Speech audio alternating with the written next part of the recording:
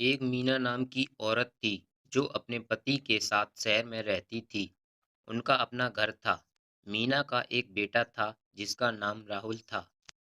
रोज मीना सुबह उठकर नहा धोकर अपने बेटे और पति के लिए नाश्ता तैयार करती। बेटा और पति नहा धोकर नाश्ता करते और तैयार होकर बेटा अपने स्कूल चला जाता और पति अपने ऑफिस। इसके बाद एक भिखारी गेट के बाहर खड़ा होकर बोलता, कुछ खाने को दे दे माई।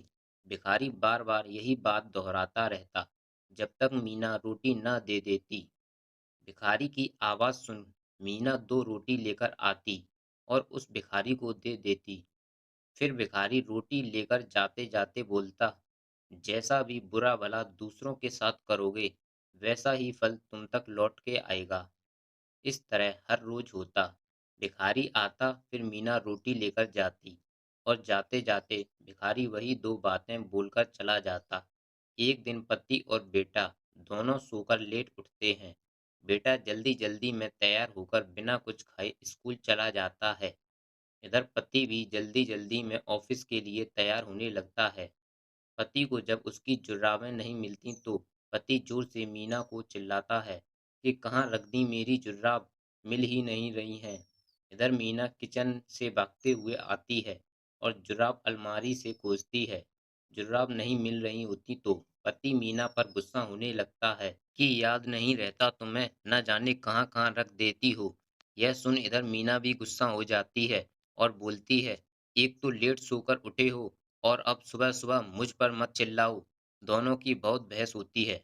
आखिरकार जुर्राब मिल जाती है और पति बिना कुछ खाए गुस्से में ऑफिस चला जाता है। इधर पत्नी गुस्से में तमतमाते हुए किचन में बर्तन धोने चली जाती है। इतने में वही भिखारी आता है और बोलता है, कुछ खाने को दे दे माई। यह सुन मीना मन ही मन बोलती है, आज कुछ नहीं दूंगी इसे। जब देखो रोज रोज चला आता है, ऊपर से कोई धन्यवाद भी नहीं देता। बस पता नहीं क्या-क्या बोलकर चला जाता है। कुछ देर मीना के बाहर न आने पर भिखारी और ऊंचा बोलना शुरू कर देता है, जिससे मीना को और गुस्सा आता है। मीना के मन में आता है क्यों न इसे जहर मिलाकर दे दूं रोटी में। किस्सा ही खत्म रोज-रोज का। मीना रोटी में जहर लगा देती है और जैसे ही भिखारी को देने जाती है, वह रुक जाती है। उसको भिखारी पर रहम आ जाता है और सोचती है, यह मैं क्या करने जा रही थी, ऐसे तो इस भिखारी की मौत हो जाती। मीना तुरंत भागते हुए वापस घर जाती है और दूसरी रोटी लाती है, उस भिखारी को दे देती है। इधर भिखारी हमेशा की तरह रोटी लेकर अपनी वही दो बातें बोलता हुआ वहां से चला जाता है।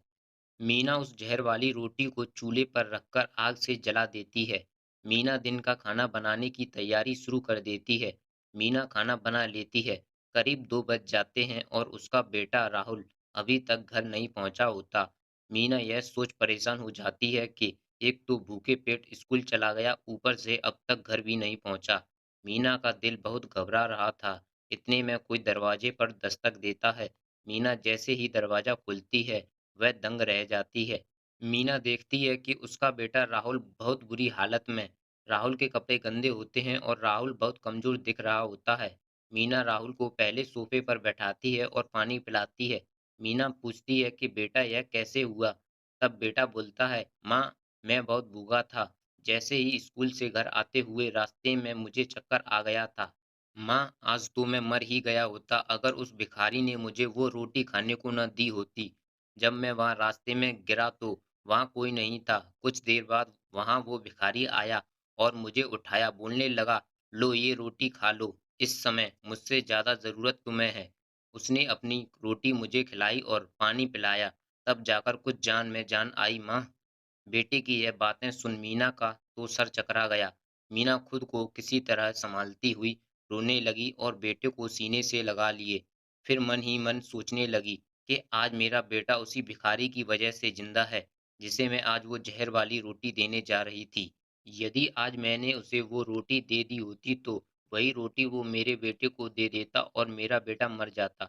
इतना सोच मीना रोने लगती है। अब मीना को उस भिखारी की बातें समझ आने लगती हैं कि भिखारी जो बोलता था वो सही बात निकली।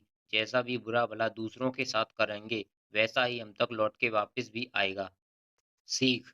तो देखा दोस्तों, इंसान जो भी करता है, जैसा भी करता है, उसे एक न एक दिन उसका फल मिलता ही मिलता है। सोचो अगर उसने आज भिखारी को वो जहर वाली रोटी दे दी होती, तो आज उसका बेटा ज़िंदा ना होता।